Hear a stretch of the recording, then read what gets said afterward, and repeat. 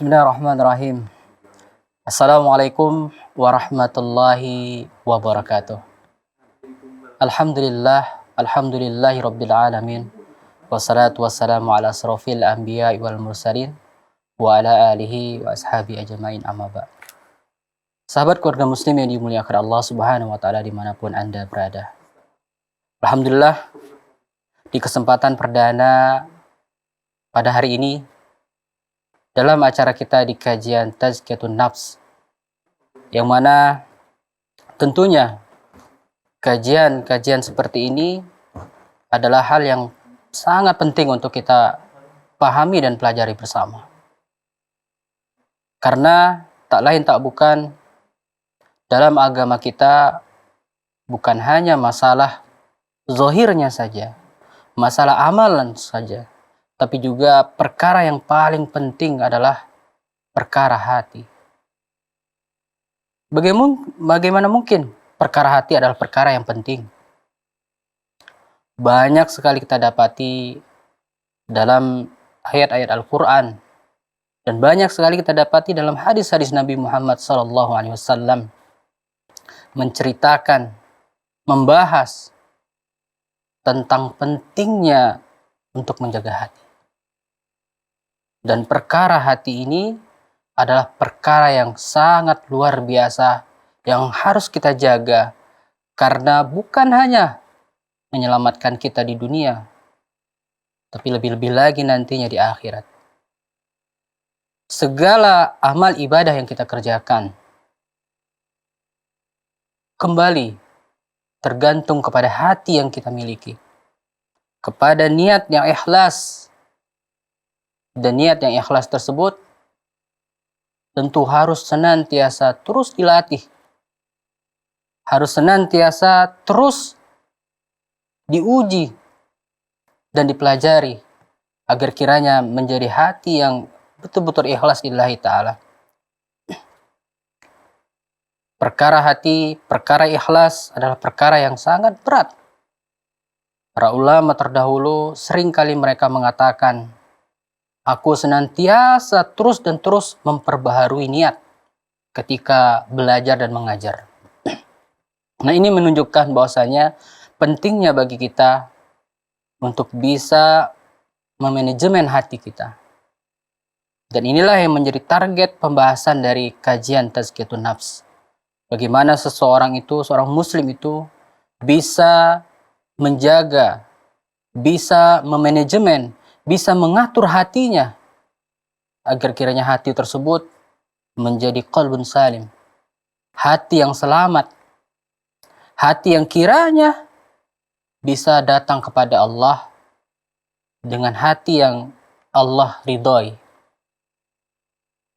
Jelas dikatakan dalam hadis Rasulullah SAW, innallaha la yanzur ila suwarikum au amwalikum walakin yanzuru ila qulubikum wa amwalikum wa a'malikum.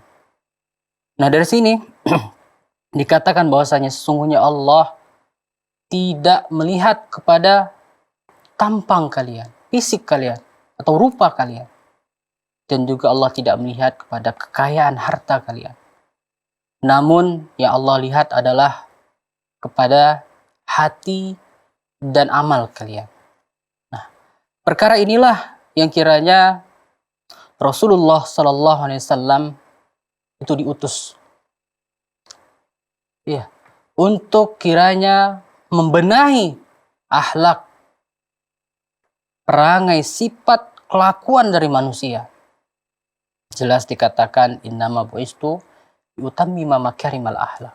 Sesungguhnya Rasulullah katakan, aku diutus untuk menyempurnakan akhlak, untuk memperbaiki akhlak manusia yang tatkala itu akhlaknya benar-benar sangat merosot, yang tatkala itu seorang ayah kiranya mampu melakukan perbuatan yang sangat keji kepada anak wanitanya, menguburkan hidup-hidup, di mana perbuatan kemungkaran, kesyirikan sangat merajalela. di Ka'bah yang kiranya itu adalah tempat yang seharusnya mentauhidkan Allah, beribadah kepada Allah, namun dipalingkan menjadi tempat kesyirikan. Disusun begitu banyak patung-patung berhala yang mereka sembah. Nah, dalam keadaan seperti inilah Rasulullah SAW diutus untuk membenahi kondisi Arab ketika itu. Maka benar adanya Rasulullah diutus, walaupun dalam lingkungan yang luar biasa rusaknya, jahilnya, namun Rasulullah menunjukkan bahwasanya beliau adalah mutiara. Beliau adalah mutiara walaupun di tengah kerusakan yang luar biasa.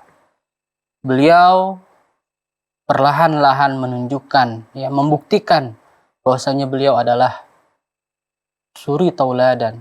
Beliau diakui oleh kaum Quraisy ketika itu. Beliau digelari Al-Amin, orang yang terpercaya, orang yang memiliki akhlak. Bahkan beliau dipercayakan untuk menengahi permasalahan yang luar biasa ketika itu. Perpecahan antara kaum Arab untuk meletakkan Hajar Aswad ke Ka'bah. Dan beliau yang menengahinya. Nah, ini menunjukkan bahwasanya Rasulullah SAW sebelum beliau diutus menjadi seorang nabi dan rasul, beliau sudah menjadi orang yang dipercayai oleh kaum Quraisy. Dan itu tak lain tak bukan karena akhlak yang luar biasa yang beliau miliki. Kaum muslimin, sahabat keluarga muslim yang dimuliakan Allah. Maka dari sini jelas adanya kita sangat penting, sangat butuh untuk memiliki ilmu agar bisa kiranya memanajemen hati kita. Agar kiranya bisa memiliki hati yang selamat dari perkara-perkara buruk.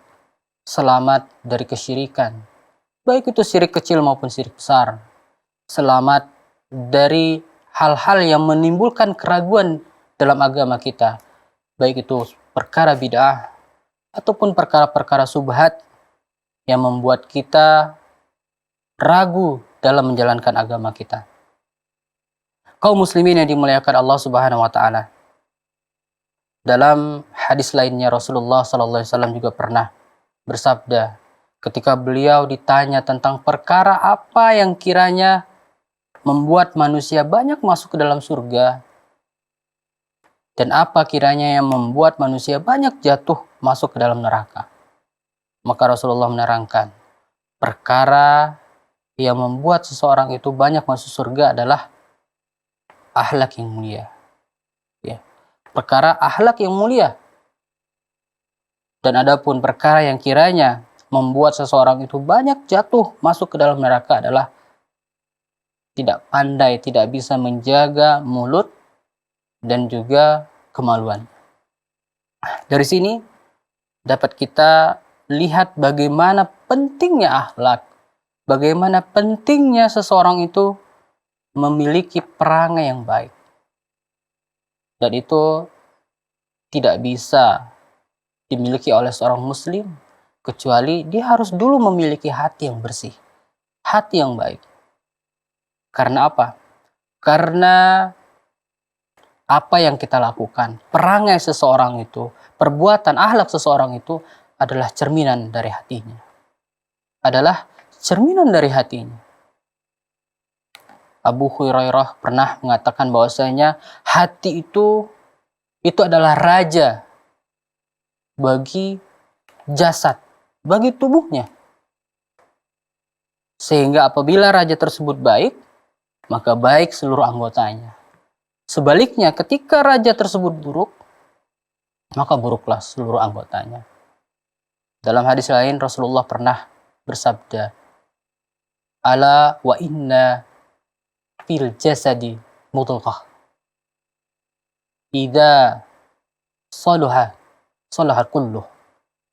Wa idza fasada jasadu kulluh.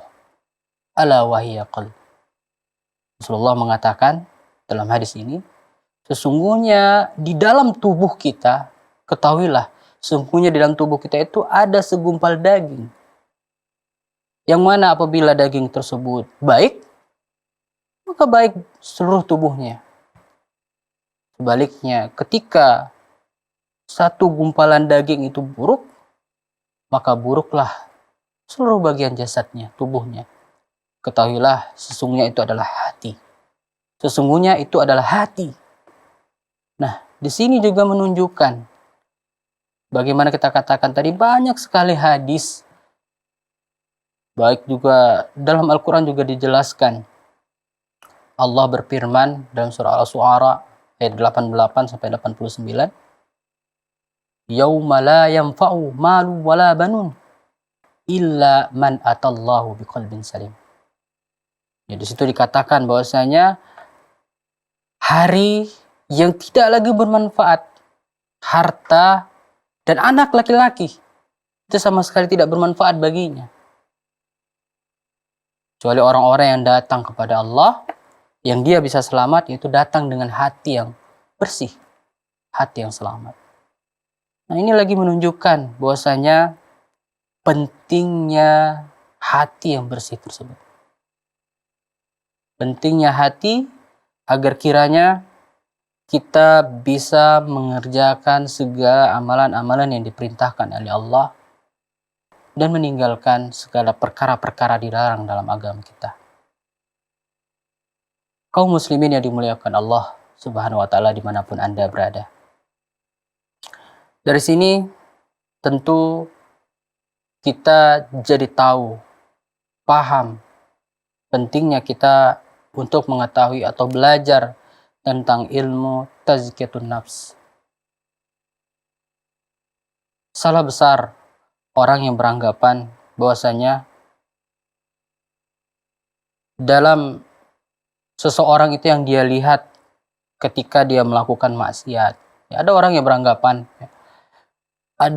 dia melihat, jangan melihat seseorang itu dari zohirnya, dia melihat orang dari perbuatannya, sehingga dia menilai orang yang mabuk-mabukan, berzina, yang zohirnya dia buruk, dia katakan yang penting kan hatinya baik.